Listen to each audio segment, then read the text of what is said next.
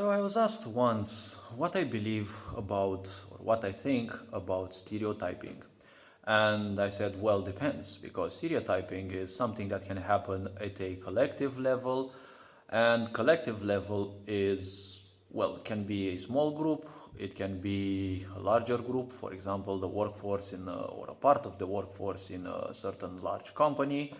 And well, it can be the group of people within a large city, within a neighborhood maybe, or it can be at a national level, or it can even be, at a worldwide level. Yes? Because if we take a simple example, the example of a classroom, for example, you'll have probably 20, 30-ish children or students, pupils, whatever, yes? In such small groups, archetyping is not that hard to pop up. Typically, you'll have two or three, four people who, crave attention more than the others, and they will probably set up a trend. They will say something bad or whatever about specifically someone in the group, more people in the group, or something in general. Maybe one of these people who others abide to indirectly because, well, some people love giving their attention to others, some people simply love getting attention from others. And if these people, one of them ends up saying, I don't know, something like anyone who wears glasses is a nerd, obviously anyone who ends up wearing glasses in that classroom or even in adjacent classrooms may more or less, sooner or later, be archetyped as nerds by those who follow that specific person or, well, those persons in case those who crave attention actually have a group of their own.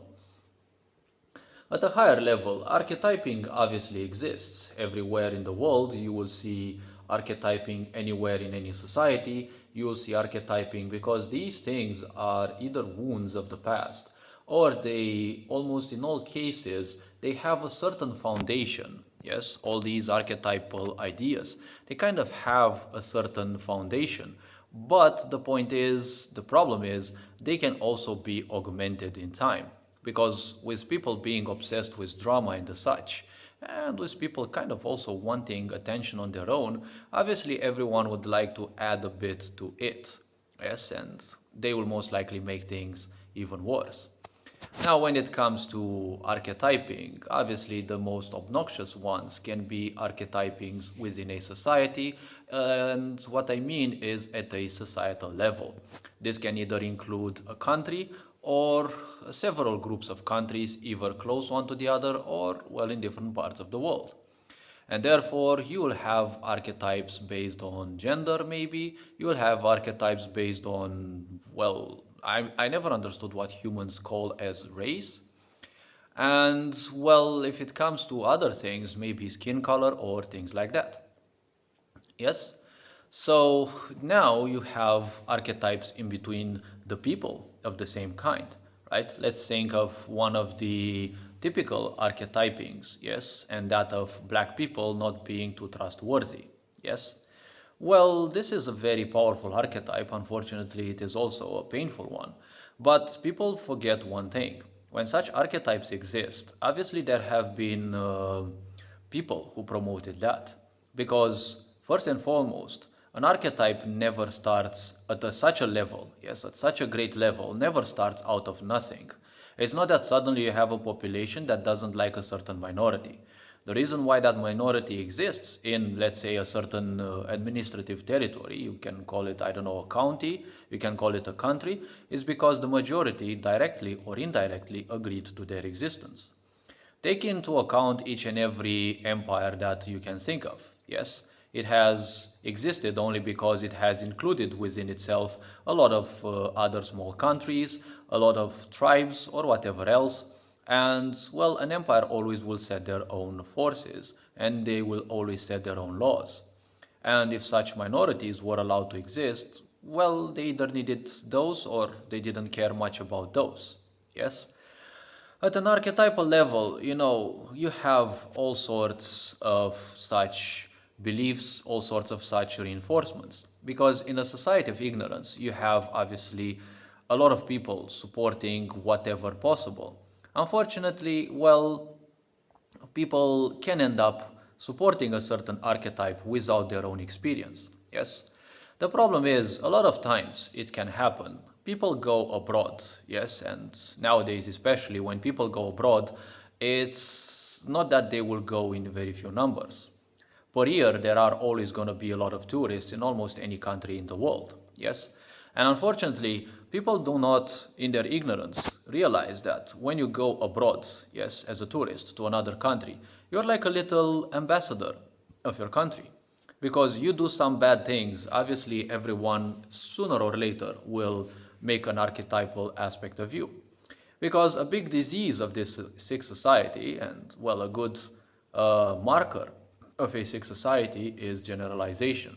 If it comes to me, I look at generalization actually as a psychiatric disease, especially if it is done constantly. Take, for example, Europe, and let's see, after the fall of the communist empire, let's say, or well, Soviet, but well, it was part Soviet, part communism, because in the end, the Soviet aspect or the socialist aspect is nothing else but the entrance, right, into communism, the anti-chamber of communism, if we call it so. We can look at things from one point. Yes, the impoverished part of the Eastern Europe, yes, they had a, let's say, more or less good existence throughout communism. But as it looks like, apparently, after its fall, after the fall of the Soviet Russia, we can see that a lot of those countries in the Eastern Union have been invaded by capitalism. And a lot of things, a lot of hideous things have been done against those countries at an economical level, out of which enforced impoverishment, yes, impoverishment, kind of stinks of still today. So people started fleeing from those countries, right? Because they wanted better conditions. I've been telling people long since that, many countries in the East were kind of not necessarily bullied, but laughed at because they were very poor. I said, if you live in a rich country, never laugh at the poorer countries because there will come a time when your country will also be invaded by those countries, right? So a lot of, especially ignorance, ended up in many more wealthy countries in the so-called West. And many citizens of those Western countries found themselves kicked out of their jobs because, well, it's kind of a trend that when people work in their own country, they tend to be very lazy.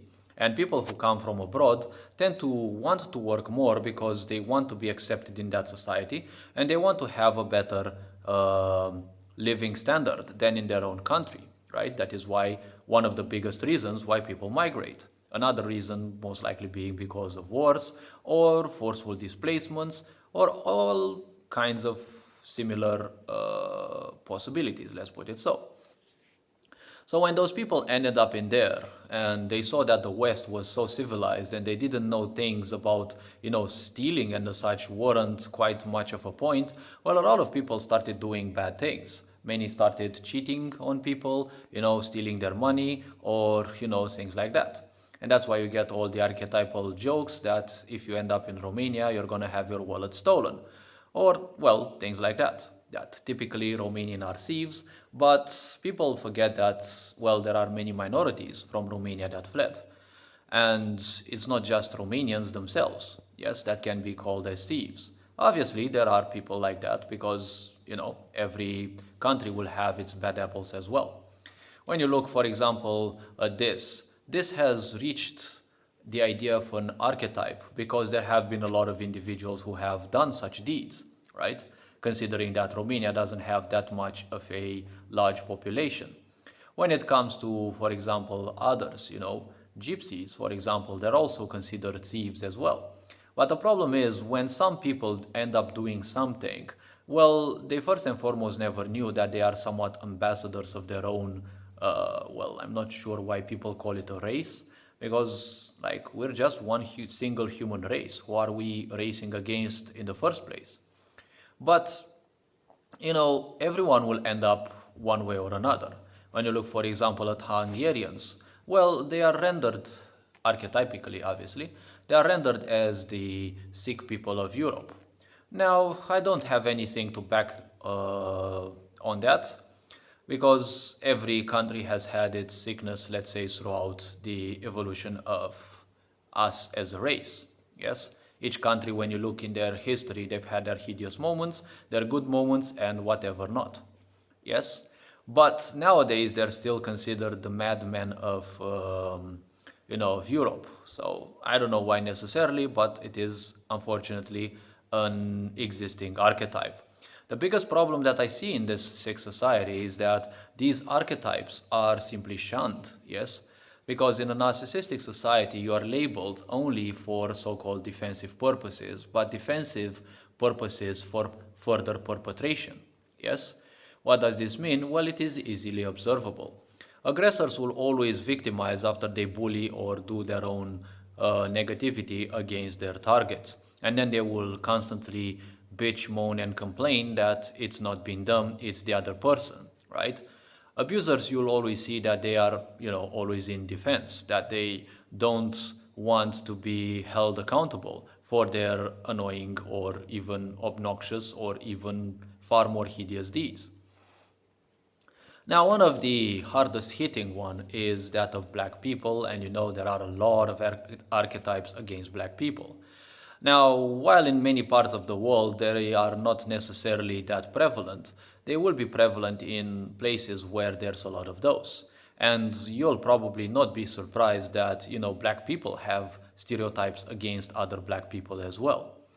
And well, one of the more common that I've seen is that black people are usually not too trustworthy.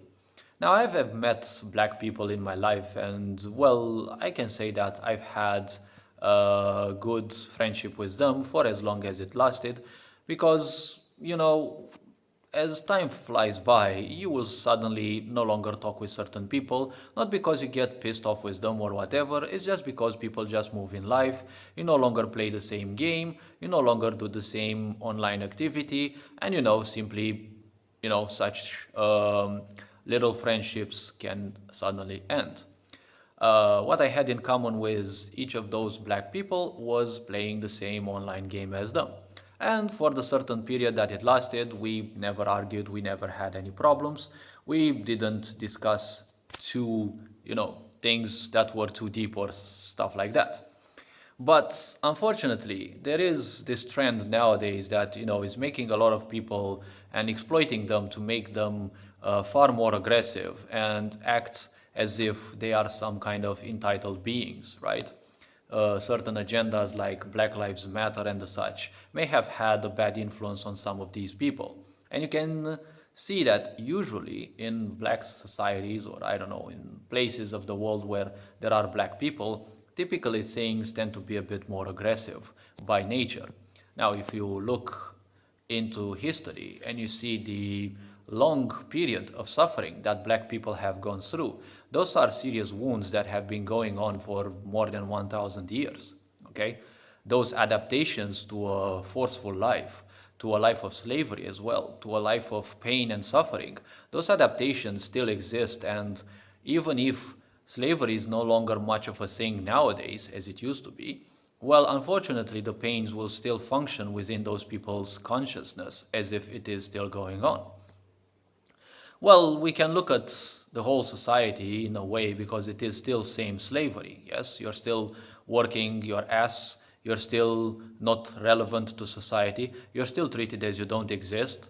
So the point is, slavery still exists. It's just that it became far more comfortable. Yes, back in the times, slaves were not allowed to stay comfortable because, the point is they would have wanted more of that and they would have become lazier, right? And lazy people are not necessarily easy to control.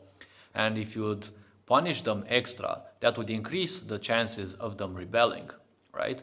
Nowadays, you've got all the possible means to keep people ignorant, to keep people in bondage, to keep people in comfort, right?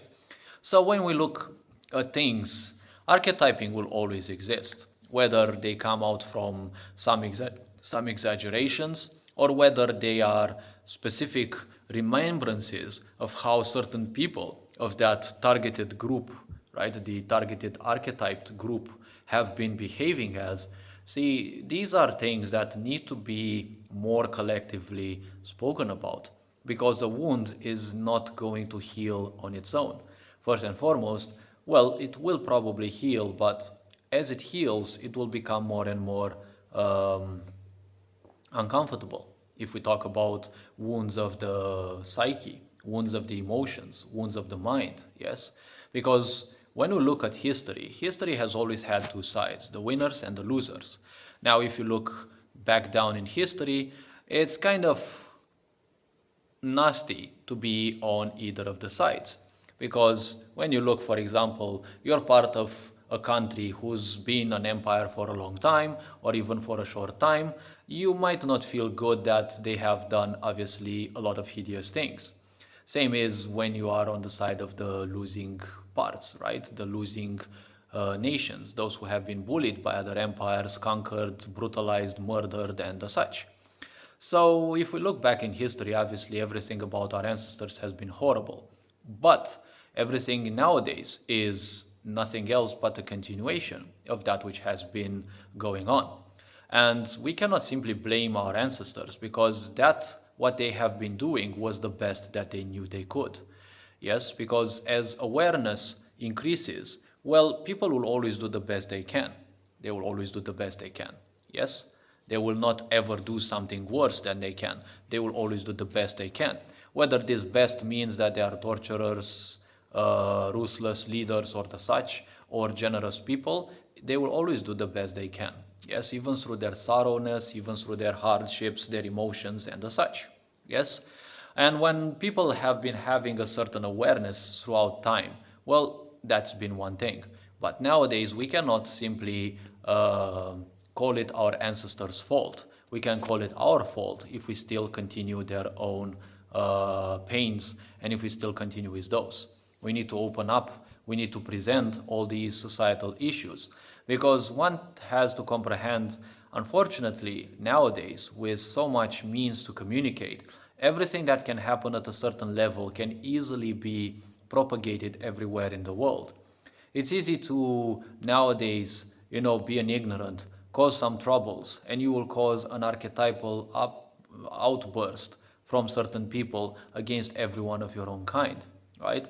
Nowadays, it's enough that I don't know, a person from a certain country comes into another country, they do something horrible, and they end up in the news because the news will always proliferate, will always live well out of, these kinds of dramatic moments because these dramatic moments will draw the most views, right?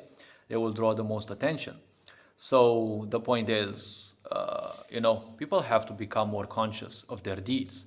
If you go into a different country, your rules, your laws, and legislation may not be the same and may not even apply in the other country.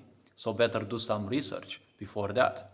Because archetyping has always existed and will still exist for a long time. And the point is, don't just simply react necessarily to that unless physically provoked. Because a lot of people will show you sneers and jeers, will always laugh at you because, well, most people are ignorant, right? Ask yourself instead the question, when was it the last time that those fuckers actually laughed, right? Genuinely laughed. And afterwards, well, it's easy to simply live life in a very calm way because if they laugh at you, it's just something of the past, right? It doesn't necessarily have to be with you. They're just trying to farm some attention. And in some cases, some people are just trying to farm views because they want to see certain kinds of people react negatively so they can perpetrate even more their own or propel or support certain archetypes or whatever they have been supporting. Never forget that nowadays everyone can present anything more or less toxic on the internet. So, there's a lot of archetypes even against genders. If you look on the deeper, darker side of YouTube, you will see that there are a lot of women who recommend men and even transgender people to commit to castration or to self-harm or to things like that. And apparently they've been going on for even years, and YouTube doesn't seem to care much about those, but it seems to care much deeply about other topics. So you have to comprehend there are a lot of wounds in our consciousness, and many of these wounds can easily lead to archetypes. And those wounds and the archetypes, you have to remind yourself always that they don't exist there for nothing. There have been a lot of people who have been acting in bad ways or in ways that in rare cases were probably misinterpreted as bad, but typically an archetypal belief does not come out of nothing. People have always been bad. People have always been ignorant. That doesn't mean it is necessarily a human thing. It is a thing of every animal that is fully ignorant, because you will see awareness in some animals as well. You will see some animals are calmer, some animals seem to handle life much better, while other animals seem to struggle more. You can see that in stray dogs, you can see that in stray cats. Because in the end, we humans are nothing else but also animals. We just love calling ourselves this and that, giving ourselves title.